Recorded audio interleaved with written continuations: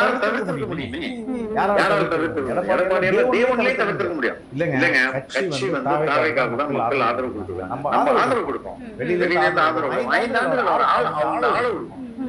அவங்க தப்பு பண்ணாங்கன்னு கேட்போம் அப்படின்னு ஒரு நிலைப்பாட்டை எடுத்திருந்தாங்கன்னா மக்கள் பரவாயில்ல நிலவரங்களா இருக்கீங்களா சப்போர்ட் பண்ணிட்டு இருக்கோம். பட் அந்த மக்கள் ஏத்துட்டு இருப்பாங்க. அவங்க உள்ள போகல, வெளியில இருந்து ஆதரவு தானே கொடுக்குறாங்க. இப்ப இந்த 108 தான் இருக்குது. பியூர் ஹார்ட்டா வெளியில வந்து ஃபர்ஸ்ட் அறிக்கை கொடுத்துருந்தோம். இல்லைங்க, மக்களோட விருப்பம் தான் இது. இன்னைக்கு அந்த விருப்பம் தாவேக்காவுக்கு இருக்குது.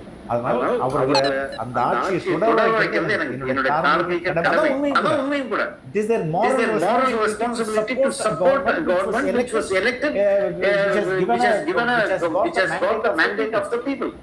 ஆனா நீங்க அந்த நேர்மையான வரலையே.